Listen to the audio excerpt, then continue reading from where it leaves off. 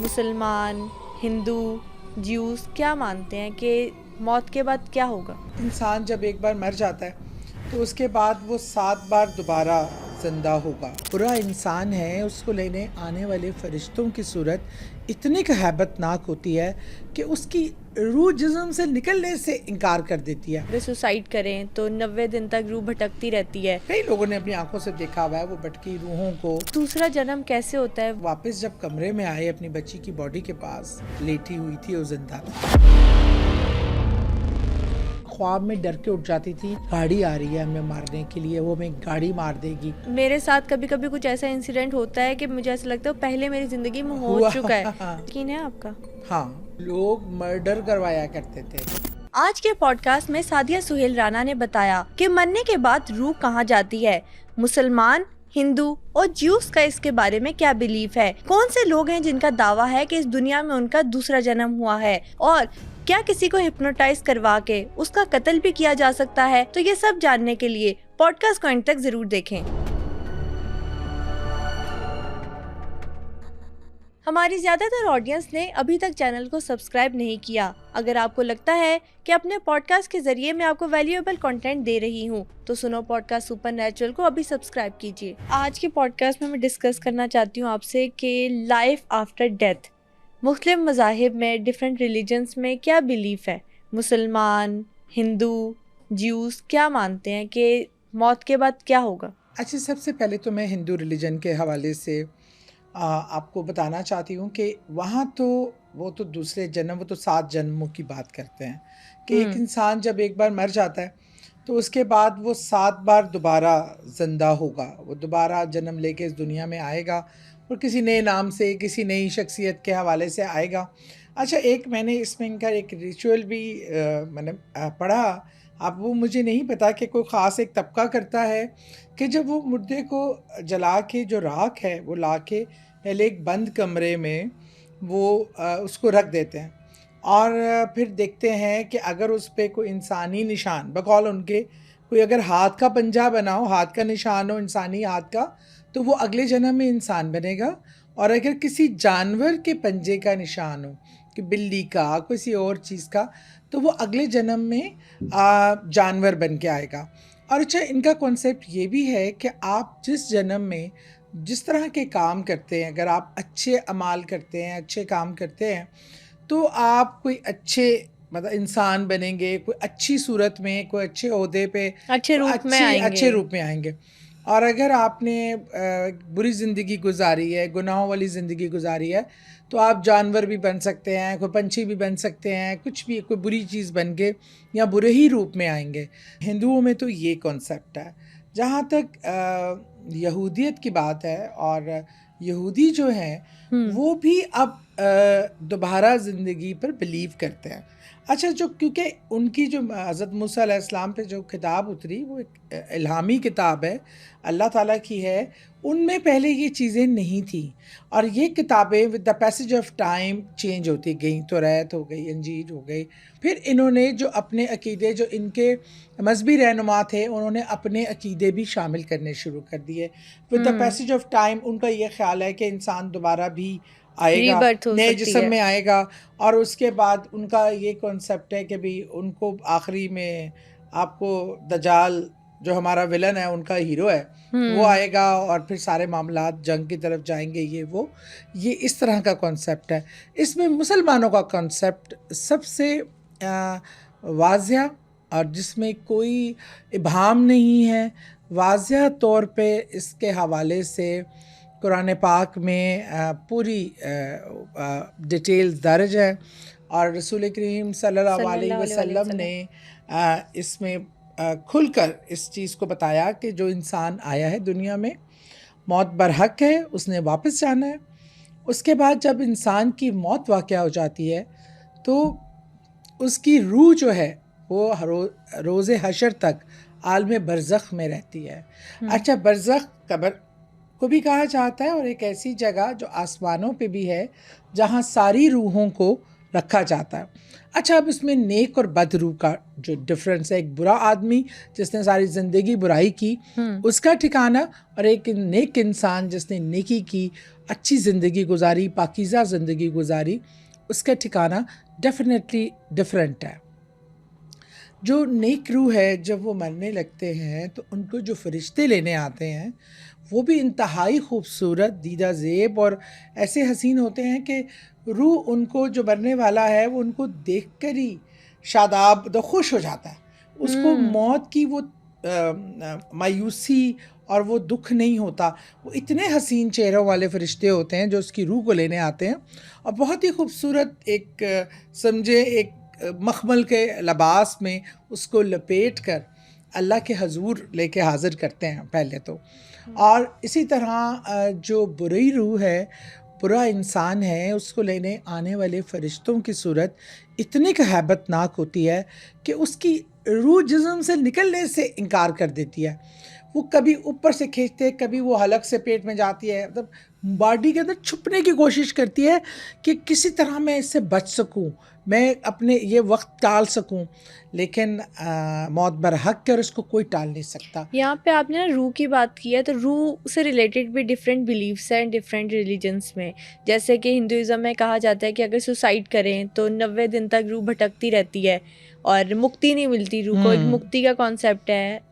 اکثر ہم یہ سنتے ہیں کہ ہمارے یہاں کے 40 دن تک روح جو ہے وہ واپس لوٹ کر آتی ہے یا ہر جمعرات کو آتی ہے. اس کے بارے میں کیا کلیئرٹی ہے؟ ایک تو روحوں کے معاملات میں سب سے زیادہ جو ہے نا، اتنی ایگزیکٹ نالج کسی کو بھی نہیں ہے.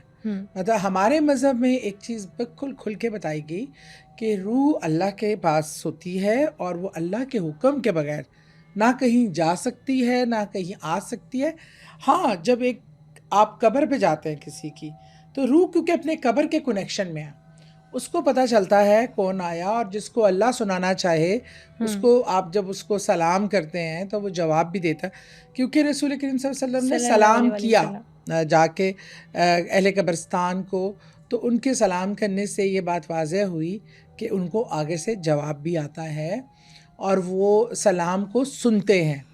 اس وجہ سے یہ بات تو ایک ہے کہ قبر ایک روح کا ایک تعلق قبر سے قائم رہتا ہے، اور دوسرا یہ کہ روح اللہ کے حکم سے جب تک وہ انتقال کے کچھ دن وہ روح اپنے ارد گرد ہی کو دیکھ رہی ہوتی ہے، سمجھ رہی ہوتی ہے سسٹم کو. جب اس کو اللہ کا حکم ہوتا ہے کہ اب تو یہاں پرواز کر جا، یہاں پہ بڑی جگہ ہے کہ کہیں بہت نیک لوگ سبز پرندوں کی مانند ان کی روح کو سبز پرندوں کی شیپ دے دی جاتی ہے، اور جو ذرا گناہ گار سے لوگ ہوتے ہیں ان کو وائٹ پرندوں کی، اور جو غیر مسلم اور جو بہت ہی بدکار اور خوفناک شیطانی عمل کرتے ہیں انہیں کالے پرندے کی صورت دے دی جاتی ہے.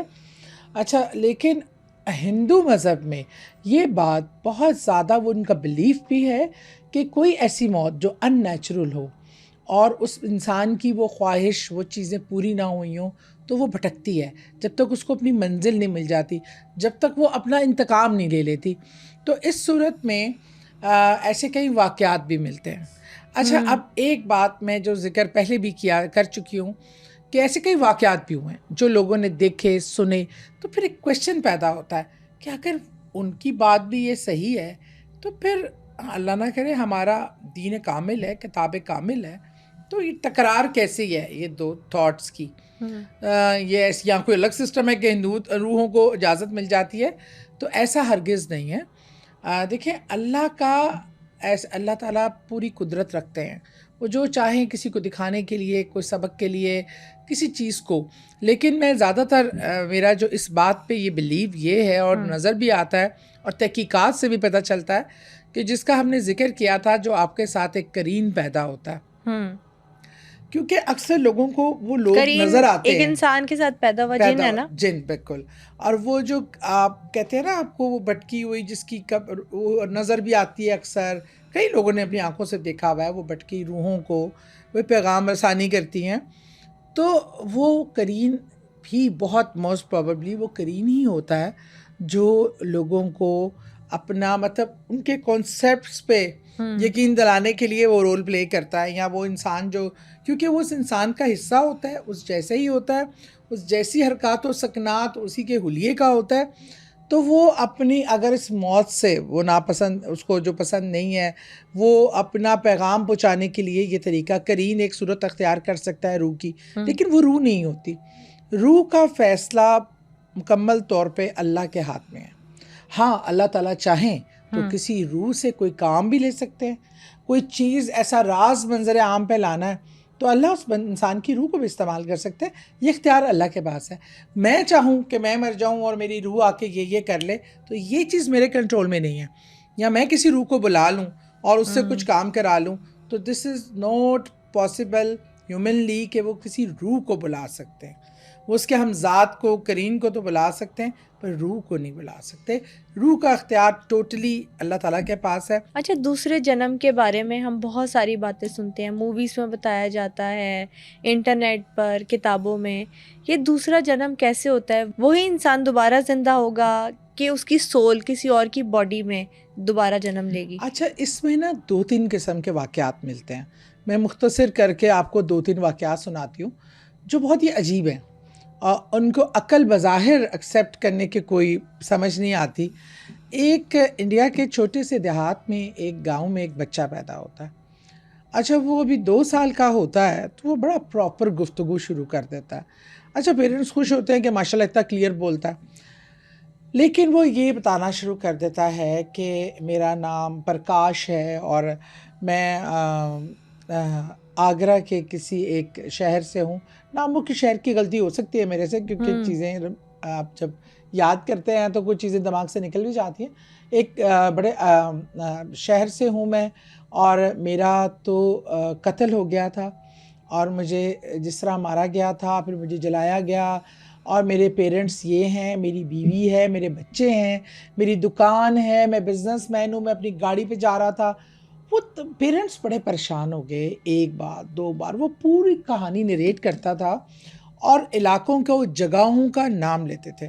اچھا، پیرنٹس بڑے پریشان ہونے لگے کہ یہ بچہ دن بہ دن یہ چیزیں، یہ نہیں کہ بھول گیا، کہیں پڑھی ہے کچھ. اب 2 سال کا جب بچہ بولنا شروع ہوتا ہے، پہلے تو وہ اپنے پرانے پیرنٹس کو یاد کرتا تھا، کہتا تھا یہ میرا گھر نہیں ہے، میں غریب نہیں تھا، میں بہت اچھے گھر میں تھا.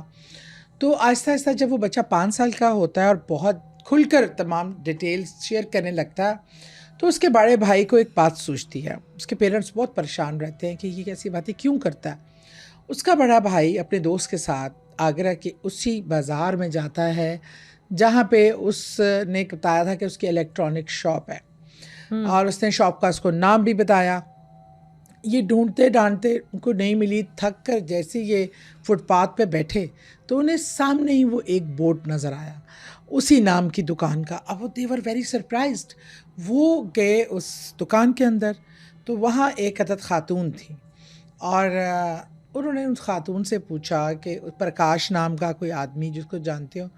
نے کہا ہاں، وہ میرا پتی تھا اور اس کا مرڈر ہو گیا، اب میں ہی دکان دیکھتی ہوں. پھر اس نے کہا کہ آپ کے 2 بچے ہیں؟ اس نے کہا ہاں. پھر اس نے کہا آپ کے پیرنٹس، سارا سب کچھ. تو وہ حیران ہوئی کہ آپ کو کیسے معلوم ہے. پھر انہوں نے اپنے آنے کی وجہ اور وہ ساری سٹوری سنائی. تو وہ اب بالکل حیران و پریشان کہ یہ کیا بات کر رہے ہیں، یہ چیزیں تو کسی کو نہیں پتہ.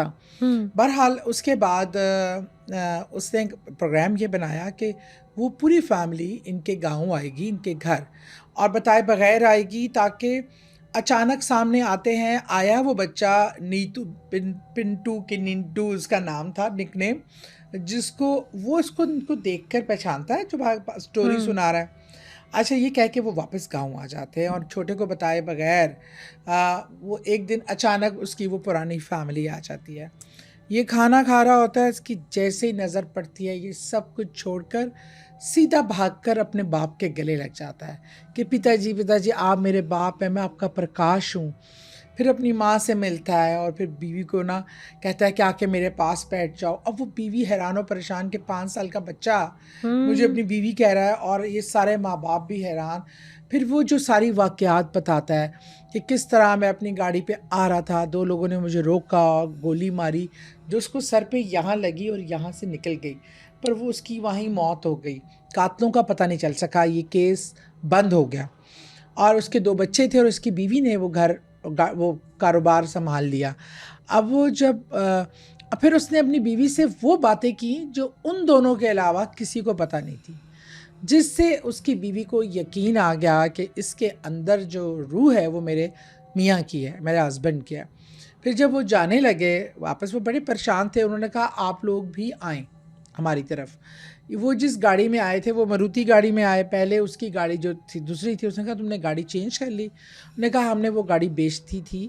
یہ بچہ اس مروتی گاڑی میں بیٹھتا ہے اور گاڑی چلاتا ہے، پراپر چلا کے دکھاتا ہے، جبکہ 5 سال کا بچہ گاڑی چلا کے دکھاتا ہے۔ اور جبکہ اس نے زندگی میں نہ کبھی گاڑی دیکھی تھی، اس سے پہلے اس گاؤں میں کوئی گاڑی ہی نہیں تھی اور نہ کبھی چلائی تھی۔ بہرحال اب یہ ان دونوں خاندانوں پہ ایک عجیب و غریب، ایک تو جو ان کو خوشی یہ تھی کہ ہمارا جو بیٹا کھویا تھا وہ سم ہاؤ ہمیں کسی دوسری فارم میں مل رہا ہے، اور اس کے جو پیرنٹس تھے اس کو لگتا تھا کہ اس کو اپنے اصل فیملی مل گئی ہے، تو یہ ہمیں کہیں چھوڑ تو نہیں جائے گا، تو ہمارا بچہ ہے، پیدا تو ہمارے گھر ہوا ہے۔ اب پھر یہ فیملی گئی، انہوں نے جان بوجھ کے جہاں شاپ والا ایریا تھا وہاں سے تیز گاڑی گزاری کہ دیکھتے ہیں کہ اس کو پتہ چلتا ہے۔ ابھی تک ڈاؤٹس تھے، ان کو لگا کہ شاید کوئی کہیں سٹوری سن لی ہے، پڑھ لی ہے۔ بہرحال چیزیں تو بالکل ہی اس حد تک تھیں کہ اس پر بلیو نہ کرنا ناممکن تھا۔ وہ تیزی سے اس دکان کے آگے سے گزرے، تو اس نے نا کہا رکو رکو کہاں جا رہے ہو، دکان تو میری پیچھے رہ گئی۔ تو وہ اچھا پھر انہوں نے جو اس کے بچے تھے نا، وہ محلے کے سارے بچے اکٹھے کر کے نا بیچ میں کھلا رہے تھے تاکہ یہ ان کو پہچانتا ہے کہ نہیں پہچانتا۔ یہ جیسی گاڑی سے اترا ہے اس نے بچوں کی طرف دیکھا اور اپنے دونوں بچوں کو پہچان کر ان سے لپٹ گیا، گھر گیا۔ اس نے بتایا یہ میرا کمرہ تھا، یہ سیٹنگ ایسی نہیں تھی، یہ رینوویٹ کیا آپ نے، ایچ اینڈ ایوری تھنگ۔ اب کوئی شک کی گنجائش نہیں تھی، اور وہ بہت ہی سٹپٹا گئے کہ اس صورتحال میں اب کیا کرنا چاہیے، کیا ڈیسیجن لینا چاہیے۔ ایک اس کی پچھلی لائف ہے جو ساتھ چل رہی ہے، اگلی زندگی وہ پراپرلی گزار نہیں پا رہا۔ پھر ڈیسیجن یہ ہوا، وہ دونوں فیملیز بیٹھیں، جو پرکاش کی اصل فیملی، بڑی فیملی، پہلے فیملی تھی، انہوں نے کہا کہ ہم تو اپنا بیٹا کھو چکے، لیکن اب یہ آپ کے گھر پیدا ہوا ہے تو یہ آپ کا بیٹا ہے، تو ہم اس کو آپ سے جدا نہیں کر سکتے، یہ ایک اور ظلم ہوگا۔ پر انہوں نے کہا کہ ملتے جلتے رہیں، ہماری یاد تازہ رہے گی۔ اچھا وہ بچہ پھر انہوں نے پڑھنے چلا گیا، پھر شہر میں جا کے پڑھا۔ اس ٹائم وہ زندہ ہے، حیات ہے، اور اس ٹائم وہ ایک اسسٹنٹ پروفیسر ہے، اور اس کو اپنی پرانی زندگی بھی اسی طرح یاد ہے، جو نہیں گزار رہا ہے وہ بھی یاد ہے، اور وہ ان فیملی سے جا کے کبھی کبھار ملتا ہے، لیکن وہ یہ ڈوئل زندگی اس نے گزاری ہے۔ اب اس پہلو کو دیکھیں، ویری اسٹرینج۔ اچھا اور یہی نہیں، ایک کے گھر ایک کپل تھا، ینگ گریس کپل تھا، مطلب انڈیا کے باہر کا، انڈیا کے میں باہر کا بھی، آپ کو مختلف چیزیں بتا رہی ہوں تاکہ مطلب ایک تو کنٹری بھی ہم یہ نہ کہیں اور کہ ریلیجیس بلیف بھی، ہاں بلیفس بھی ڈفرینٹ۔ ایک کرسچن کپل تھا، ان کے گھر ایک بچی پیدا ہوئی، بہت ہی پیاری، دونوں الزبتھ نام تھا بچی کا، وہ 3 سال کی تھی۔ تو وہ اچھا یہ واقعہ ذرا ڈفرینٹ ہے، وہ نارمل بچی تھی، 3 سال کی تھی، ایک دم وہ سیڑھیوں پہ سے پھسلی، گر کر، انہوں نے ڈاکٹر کو بلایا تو زخمی تھی، تو وہ اس کی ڈیتھ ہو گئی۔ ڈاکٹر نے اس کی ڈیتھ اناؤنس کر دی، اور وہ کپل کو تب تسلی دینے لگا، وہ روتے دھوتے ڈاکٹر کے ساتھ باہر آ کے بیٹھ کے، جبکہ بچی کی باڈی بیڈ روم میں موجود تھی۔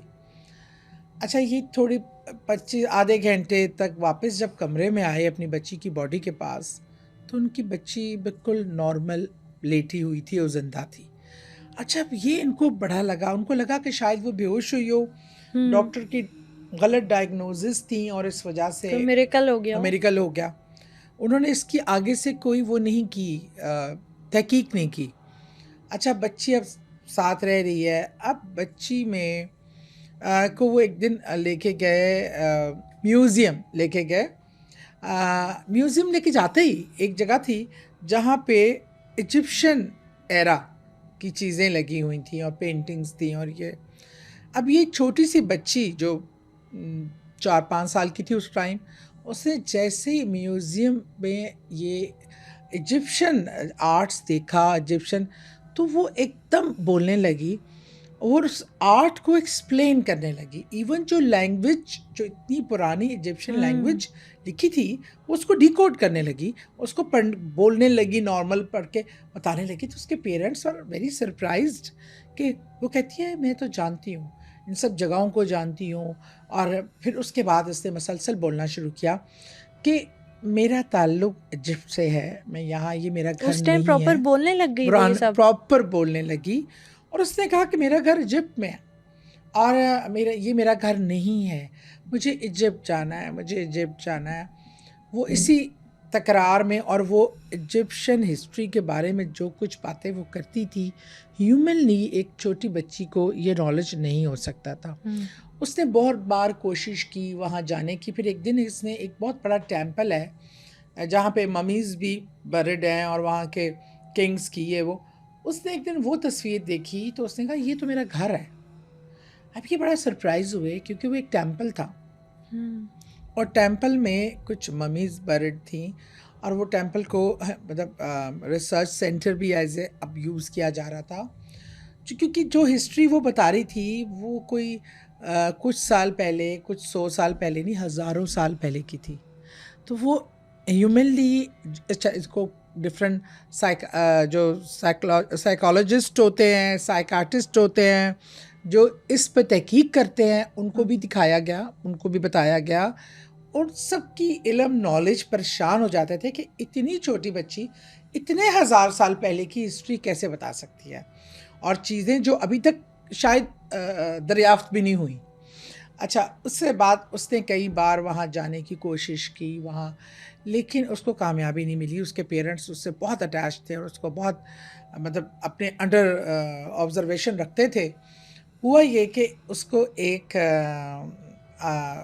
ایجپشن آدمی پسند آ گیا, اس سے اس کی شادی ہو گئی.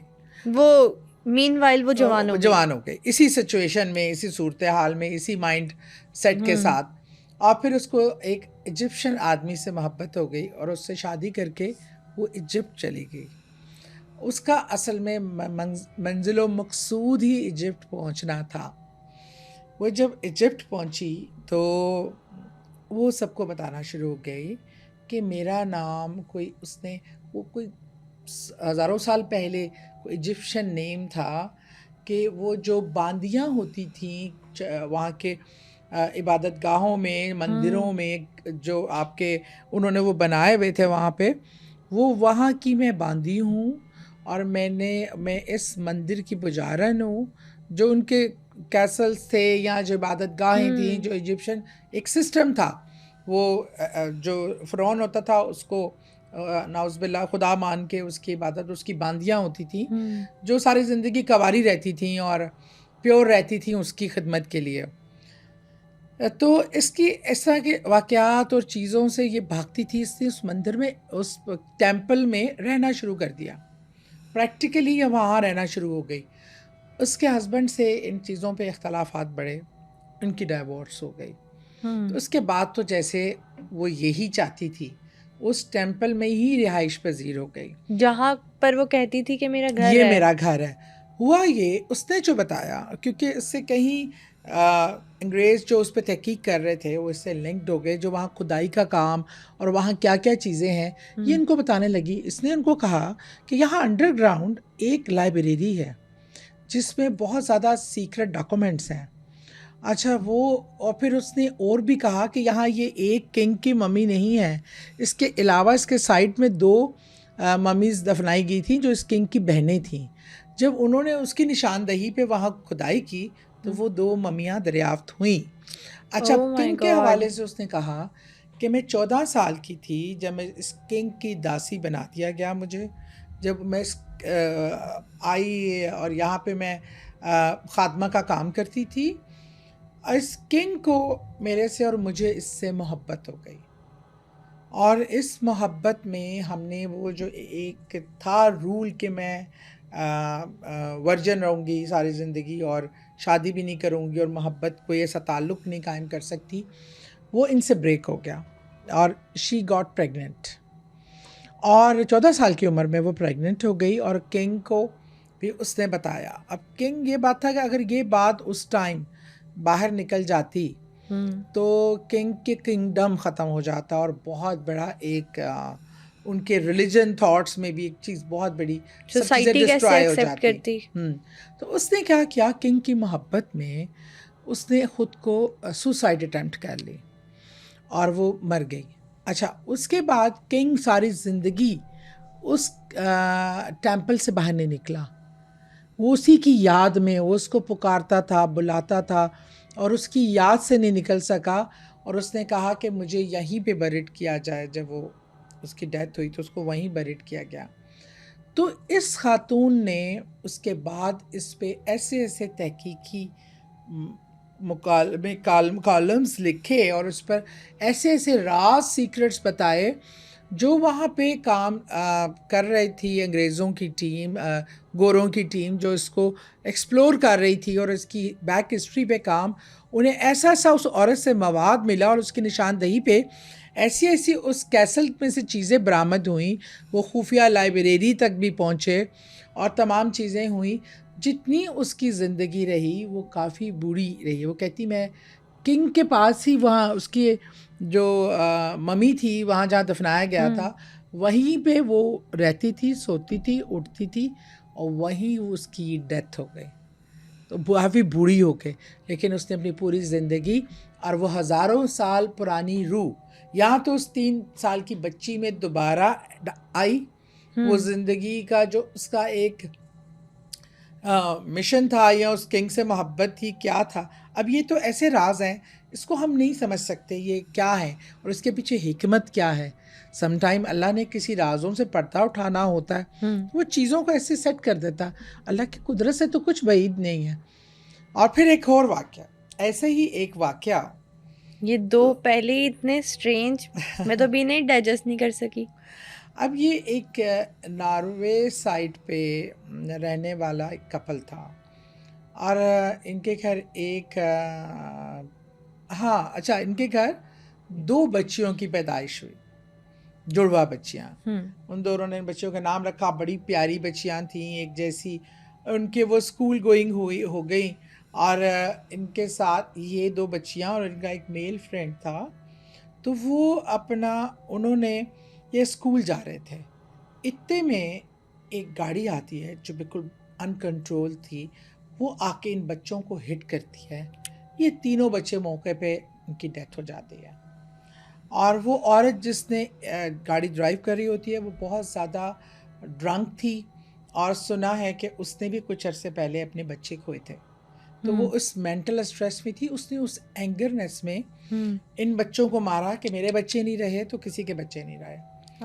مینٹل ڈس آرڈر بھی ہو جاتا ہے. ہاں, اس کے بعد کچھ عرصے بعد اسی گھر میں دوبارہ ٹوئنز بچیاں پیدا ہوئیں, اسی کپل کے گھر, کچھ سالوں کے وقفے سے.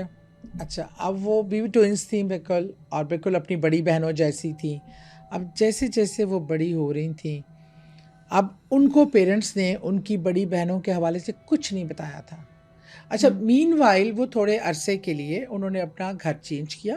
آئی تھنک وہ ایک میموری سے نکلنے کے لیے اس حالات سے انہوں نے دوسرے گھر میں جا کے انہوں نے بچیوں کو کنسیو کیا. بچیاں پیدا ہوئیں جب وہ تھوڑی سی سینسیبل مطلب کچھ بڑی ہوئیں, 1-2 سال اس طرح, تو یہ پرانے گھر میں واپس آ کے شفٹ ہو گئے.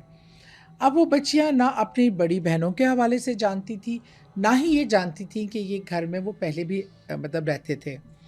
اب وہ بچیوں نے آتے ہی گھر میں چیزوں کی نشاندہی شروع کر دی. جو وہ 2 بہنوں کے فیوریٹ ٹوائز تھے ان کے جہاں پڑے ہوتے تھے اور گھر کے جس جگہ پہ وہ کھیلتی تھیں وہ ایگزیکٹ وہ بتانا شروع ہو گئی. نے کہا ہم پہلے یہ کھیلتی تھیں, یہ ہمارے ٹوائز تھے, ہم یہاں بیٹھتی تھیں. اب ماں باپ کے لیے تو, اور پھر ہم ایک دن وہ اکثر خواب میں ڈر کے اٹھ جاتی تھی کہ وہ گاڑی آ رہی ہے ہمیں مارنے کے لیے, وہ ہمیں گاڑی مار دے گی, اور وہ کار کو دیکھ کے ڈر جاتی تھی. اور آہستہ آہستہ وہ چیزیں پتہ یہ چلا کہ ان بچیوں نے ساری بات بتائی کہ ہم یہاں رہتے تھے, پھر ہمارے ساتھ یہ ہوا, پھر آپ نے گھر چینج کر لیا, پھر ہم وہاں دوبارہ آئی ہیں اور ہم یہ ہمارا گھر پرانا والا ہے, یہاں پہ یہ, مطلب ساری زندگی وہ اپنی وہ پرانی لائف کے ساتھ جی کہ وہ ری برتھ ہوا اسی گھر میں, اور بہت ہی چھوٹے ٹائم فریم کے بعد ان بچیوں نے پوری وہی اپنے آپ کی پرانی آئیڈینٹی ہی دکھا کے اپنے پوری موت کا واقعہ بتایا, اور سب کے ہماری کیا فیلنگ تھی, ہمیں کہاں کہاں چوٹ لگی تھی. اور بلکہ میں جو پرکاش والا واقعہ بتایا نا, کہ جو اس میں ایک بات تو رہی گئی کہ وہ پرکاش والے واقعے میں انہوں نے کہا تمہیں یاد ہے کہ تمہارا قتل ہوا تھا, کس نے کیا تھا, تم نے دیکھا تھا. یہ سب سے بڑا سوال تھا, اور یہ اس کو پاس یا فیل کرنے میں اس نے کہا ہاں. اس نے اپنے ایک بزنس پارٹنر کا نام لیا کہ وہ تھا جس نے مجھے گولی ماری تھی. میں اس کو پہچان گیا تھا, دوسرے کو نہیں پہچانتا تھا. آپ کو پتہ ہے انڈین ہسٹری میں پہلی بار ہوا کہ ایک شخص کے دوسرے جنم کی گواہی پہ پہلے جنم کا کیس اوپن ہوا, یہ اور اس میں انٹرنیٹ پہ سارے پروفز موجود ہیں. بالکل. اور وہ جو سائیکائٹرسٹ تھی گوری, جو اس کو ہینڈل کیس اسٹڈی کر رہی تھی, اس نے عدالت میں جا کے سارا بتایا کہ اس سارے ٹیسٹ سے یہ پاس ہوا ہے, تو یہ 100% پرکاش ہی ہے. تو اس کی جب ری برتھ کو پرکاش کی یا جو بھی اس کا نیم تھا, اس کو کورٹ نے اپروو کیا. اس کے بال یہاں سے شیو ہوئے. اس نے کہا آپ دیکھ لینا کہ اس کے سر پہ گولی والی جگہ پہ کوئی برتھ سائن ہوگا.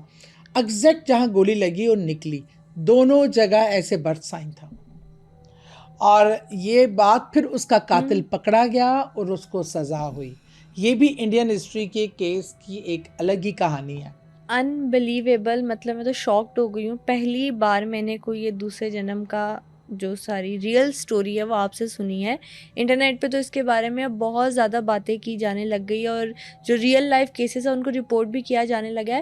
اچھا, تھوڑی بہت جو چیز ہوتی ہے اس پہ تو چلو ہم بلیو کر لیتے ہیں. جیسا کہا جاتا ہے کہ اگر میں کہوں کہ میرے ساتھ کبھی کبھی کچھ ایسا انسیڈنٹ ہوتا ہے کہ مجھے ایسا لگتا ہے پہلے میری زندگی میں ہو چکا ہے, جسے ڈیجا وو بھی کہتے ہیں. تو اکثر کہتے ہیں کہ کچھ لوگوں کا یہ بلیو ہوتا ہے کہ روح خواب میں وہ اس جگہ سے ہو کے آئی ہے, وہ کام کر کے آئی ہے ہماری سونے کے بعد. لیکن اتنا بڑا جو ساری آپ کی لائف ہے وہ آپ کی اس بلیف پہ گزر جائے, کیسے پاسبل ہو سکتا ہے؟ میں یہ سمجھتی ہوں کہ اس کائنات میں اور اس قدرت کے ہم بہت کم علم رکھتے ہیں. ہماری نالج بہت کم ہے اور ہم چیزوں کو نہ سمجھ پاتے ہیں نہ ویسے. لیکن اللہ کی قدرت, ایسے ایسے عجیب و غریب واقعات ہیں جس کی سائنس کوئی ڈیفینیشن نہیں دے سکتی, جس کی عقل کوئی ڈیفینیشن نہیں دے سکتی, لیکن وہ ہوتے ہیں اور اس کو کوئی چیلنج نہیں کر سکتا. کیونکہ دیکھیں آپ کچھ بھی کر لیں, ہماری عقل, سمجھ, نظر, ہر چیز محدود ہے. بالکل. اور ہم اسی لمٹ تک جتنی ہمیں نالج دی گئی ہے وہیں تک جا سکتے ہیں. جتنی بھی تحقیق کر لیں ہم اس کو لائن کو کراس نہیں کر سکتے. پر سارے راز اور رموز اللہ نے اپنے ہاتھ میں رکھے ہوئے ہیں. اللہ جب چاہے جس چیز کو ایکسپوز کرنا چاہے وہ کروا سکتا ہے, کسی کے تھرو بھی. کسی کے دماغ میں بھی یہ بات ڈالی جا سکتی ہے کہ اس انسان کو ایکسپوز کرنا ہے. اللہ تعالیٰ کسی سے بھی, کسی روح سے بھی وہ کام لے سکتا ہے, کسی جسم سے بھی وہ کام لے سکتا ہے, کسی فرشتے سے بھی وہ کام لے سکتا ہے. تو میں یہ ساری تھیوریز جو ہے نا, جہاں عقل کام کرنا چھوڑ دیتی ہے, تو میں سمجھتی ہوں کہ یہ اللہ تعالیٰ کی ذات پہ ہمارا یقین اور اعتماد اس حد تک ہونا چاہیے کہ اللہ کی ذات جو کرتی ہے اس میں اللہ کے راز ہیں. بس ہمیں اس میں ہم جتنی بھی تحقیق کر لیں. اب سائنس نے بھی تحقیق کی اور وہ بھی روحوں کے بارے میں بہت ساری ڈفرینٹ تھیوری ہیں سائنس میں. اچھا سعدیہ آپا, ہپنوٹزم پہ یقین ہے آپ کا؟ ہاں بالکل ہے. ہپنوٹائز آپ نے تو بتایا آپ ہوئی ہیں, کوئی ریئل لائف بڑے اسٹرینج واقعہ سنا ہے ہپنوٹزم کا؟ میں نے بلکہ شاید کہیں ذکر بھی پہلے بھی شاید کیا ہو, کئی کرائمز اب ہپنوٹائز سے ہو رہے ہیں, اور ہپنوٹائز کرا کے لوگ مرڈر کروایا کرتے تھے. لوگ اپنی پسند کے کام کرواتے تھے اور ہپنوٹائز کر کے. ابھی پچھلے دنوں ایک شاپ پہ ڈکیتی ہوئی, اور آپ ہم کہتے ہیں کہ یہ کیسے پاسبل ہے, لیکن ہپنوٹائز کر کے آپ اس کی پوری میموریز چھان کے اس تک برین تک پہنچ کے آپ اس کی چیزوں کو بلیک میل بھی کر سکتے ہیں, اس کے راز بھی پا سکتے ہیں. اچھا میری اپنی فرینڈ ہے, اور وہ کیونکہ جو سائیکک پیشنٹ ہوتے ہیں ان کو دیکھتی ہے اور اس کو ہپنوٹزم بھی کرنا ہوتا ہے سم ہاؤ. لیکن یہ چونکہ ٹرینڈ ڈاکٹر ہوتے ہیں, انہیں پتہ ہوتا ہے کہ ہمیں انفارمیشن اس سطح تک چاہیے. وہ اس سے آگے پیشنٹ کو ڈریگ نہیں کرتے اور اسی حد تک اپنی ٹریٹمنٹ کے پوائنٹ آف ویو سے جو انفارمیشن چاہیے وہ لے لیتے ہیں، یا اس کا مینٹل اسٹیٹ دیکھ لیتے ہیں کہ یہ کس حد تک جا سکتا ہے، یہ کوئی بڑا تو نہیں آگے نقصان دینے کا پلان کیے بیٹھا، یا یہ کیا چکر ہے. لیکن جو لوگ یہ ٹریننگ صرف اس لیے حاصل کرتے ہیں کہ اس کو غلط طریقے سے یوز کیا جائے، تو وہ لوگ اس کو کرائم کے لیے بھی یوز کر سکتے ہیں، بہت ساری چیزوں کے لیے استعمال ہو سکتا ہے. اور جادو، کالے جادو کو میں بھی یہ سکھایا جاتا ہے چیزیں کہ یہ اس کالے جادو کی وجہ سے جو آپ ہپنوٹائز کرتے ہیں وہ بہت اسٹرانگ ہوتا ہے، اسے کہتے ہیں مائنڈ کنٹرول کرنا. تو وہ میں نے شاید اپنا ایک واقعہ سنایا تھا آپ نے کہ اس طرح مائنڈ کنٹرول ہوتا ہے. اور ایسے بے شمار آپ کو کیسز لگیں گے کہ جو کرائمز بھی کرتے ہیں، چیزیں بھی کرتے ہیں. ہماری ایک پارٹی میٹنگ تھی، اس میں ہماری ایک بہت پرانی ممبر ہے آسمہ وزیری صاحبہ، اور وہ سن رہی ہوں گی تو اس چیز کو سیکنڈ کریں گی کہ وہ آئی تھی، ان کے ساتھ ان کی ایک دوست بس ایسے ہی کہیں باہر نکلی ہوئی تھی، ساتھ ہی آ گئی. وہ پارٹی کا حصہ نہیں تھی، نہ ہی تنظیم کا. وہ بیٹھے میٹنگ سے جب ہم واپس گھروں میں آئے تو بس مغرب کا ٹائم ہوا چاہتا تھا، تو میں نے نماز پڑھی اور چائے کا کپ میں لے کے بیٹھی ہوں تو مجھے آسمہ آپا کا فون آ جاتا ہے. وہ کہتی ہیں سعدیہ میرے ساتھ ایک خاتون آئی تھی آج میٹنگ میں. میں کہا جی وہ نا تم سے ملنا چاہتی ہیں. میں کہا جی آپا ضرور، جب کہیں. میں کہا کس حوالے سے؟ مجھے تھا کہ پارٹی ممبرشپ کا ہے، کوئی کام ہے، کوئی عہدہ ہے. انہوں نے کہا نہیں، انہوں نے ابھی تم سے ملنا ہے، ان کا کوئی پرسنل ایشو ہے. اب میں تھوڑی سی حیران ہوئی کیونکہ آج تو چلو میں 2 بار کی MPA ہوں، یہ چیزیں ہوتی ہیں تو آپ کے کوئی تعلقات، کوئی آپ کسی کا کام کروا سکتے ہیں. وہ تو بالکل انیشیل اسٹیج تھی میری، تو مجھے ایسا میرا کوئی. اور اس ٹائم ان کو یہ چیزیں معلوم تھی کہ آپ کی نہیں میرے تھرڈ آئی حوالے سے اوپن کچھ ہے، بھی یا نہیں. آپ کو ان پیرانارمل چیزوں کے بارے میں ایکسپیرینسز ہے؟ میری پارٹی میں بھی اس حوالے سے کوئی بات نہیں تھی، کسی کو نہیں پتا تھا. تو دیٹس وائی مجھے خود بھی اتنا نہیں تھا آئیڈیا. چھوٹی موٹی چیزیں ہوتی تھی، میں نے اتنا کبھی کنیکٹ نہیں ہوئی تھی. تو میں نے کہا ابا کیا مطلب ان کو میرے سے کیا کام ہے پرسنل؟ کہتی ہے نہیں وہ بس روئی چاہ رہی ہے، اسے تم کہا ہے کہ اب بھی مجھے ملنا. میں سرپرائز میں کہا آ جائیں، مطلب ظاہر بات ہے آپ کیسے منع کر سکتے ہیں، کوئی اتنا پریشان ہے اور آپ سے ملنے کے لیے. وہ میرے گھر لے کے ان کو آ گئیں. اچھا اب میں نے کہا جی بتائیے میں آپ کے کیا کام آ سکتی ہوں. انہوں نے کہا میرا ایک بہت بڑا مسئلہ چل رہا ہے، میں جس پہ بہت پریشان ہوں، اور میں اللہ کے آگے رو کے بہت دعا کر رہی تھی تو مجھے میرے آنکھوں کے آگے تمہارا چہرہ آیا. حالانکہ میں تم سے زندگی میں پہلی بار ملی ہوں، تمہارے کوئی تک نہیں تھی تمہارے چہرے کی میرے سامنے آنے کی، اور مجھے ایسے لگا کہ جیسے مجھے کہا جا رہا ہے کہ میں تم سے ملوں. اب میں نے کہا اللہ تعالیٰ اس کو تو چہرہ دکھا دیا، مجھے کچھ بتاتے تھے میں نے کیا کرنا ہے. میں کہا اچھا پرابلم کیا ہے آپ کا؟ میں نے کہا آپ کا پرابلم کیا ہے؟ انہوں نے کہا کہ میرے بیٹے کی شادی طے ہے، کارڈ بٹ چکے، گھر میں مہمان آ چکے، اور لڑکی والے بھی بہت شریف اور اچھے لوگ ہیں، پر میرا بیٹا کینیڈا میں ہوتا ہے، سارا کچھ اس کی خوشی اور رضا سے ہوا ہے. اب ہم اس کو شادی کے لیے بلا رہے ہیں تو وہ آنے پہ انکاری ہے، اور وہ ہر چیز سے انکار کر رہا ہے کہ وہ نہ شادی میں انٹرسٹڈ ہے، نہ اس نے آنے کا کوئی کمٹمنٹ کیا تھا. تو ہم تو بہت پریشان ہیں، ہر طریقہ آزما کے دیکھ لیا تو ہم سے، اور اب شادی میں کچھ ہی دن تھے، بہت ہی کم دن. میں بہت پریشان، کہتے ہیں ہم بہت شریف لوگ ہیں، ہماری تو عزت. Societal pressure. ہاں اب میں سوچی کہ اس میں میں کیا کر سکتی ہوں، مطلب میرا کیا رول ہے.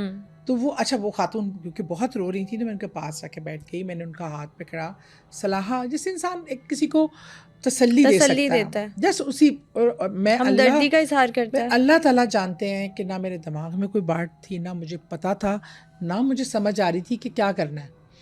میں نے جیسے ہی ان کا ہاتھ پکڑ کے صلاح، مجھے ایک کمرہ، ایک بڑا سا ہال نظر آنا شروع ہو گیا.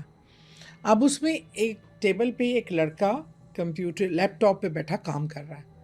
اب میں نے کہا یہ کمرے کا جو میں نے نقشہ ان کو بتایا کہ یہاں دروازے ہیں، یہاں کوچ ہے، اس طرح کمپیوٹر ٹیبل ہے، تو انہوں نے کہا کہ یہ کینیڈا والے گھر کا میرا ہے مین ہال. تو میں کہا اچھا. جب میں نے بچے کا حلیہ جو مجھے لڑکا نظر آ رہا تھا اس کا حلیہ بتانا شروع کیا تو انہوں نے کہا یہ میرا بیٹا ہے. اب میرے بھی فرشتوں کو خبر نہیں تھی، اللہ جانتا ہے کہ میں نے کوئی پڑھا ہو کچھ بھی میں نے نہیں کیا تھا، اس میں میرا کوئی کمال نہیں تھا، یہ اللہ تعالیٰ اس کی مدد کرنا چاہتے تھے اور یہ اللہ نے مجھے دکھایا. اچھا اب میں نے کہا اچھا اب مجھے ایک دم نظر پڑی دروازے پہ، جو لڑکا یہ بیٹھا ہوا ہے اس کی بیک سائڈ پہ دروازہ کھلا ہوا تھا، اور وہاں ایک خاتون تھی کھڑی ہوئی گوری، اور اس نے لمبا گاؤن پہنا ہوا تھا. میں کہا یہ عورت کون ہے اس گھر میں؟ انہوں نے کہا اس گھر میں تو کوئی نہیں، وہ اکیلا ہے بالکل.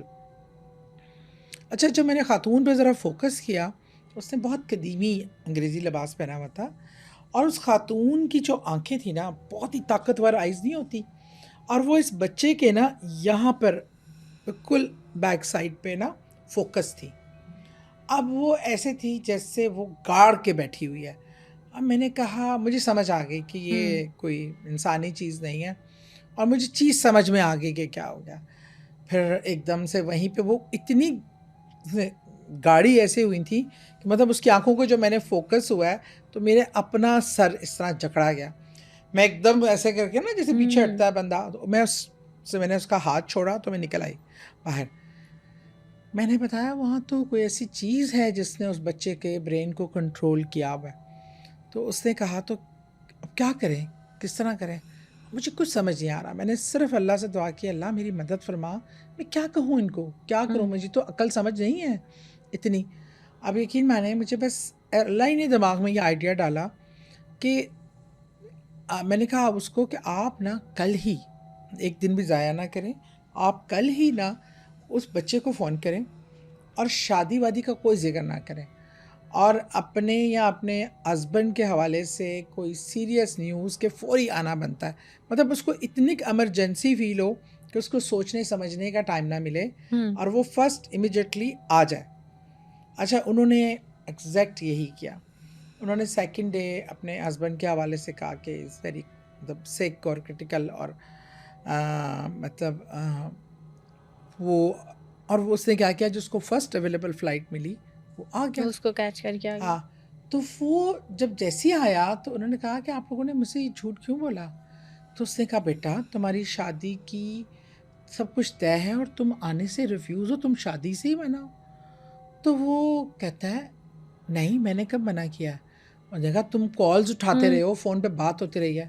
کہتا ہے میں نے تو آپ سے کبھی بات نہیں کی اتنے دن عرصے میں، پتہ نہیں میں کیوں بات نہیں کی. اس کو کچھ میموری نہیں تھی اس ٹائم فریم کی، اور اس کو کچھ یاد نہیں تھا کہ اس نے، کیونکہ وہ ٹوٹلی کنٹرول تھا بائی دیٹ.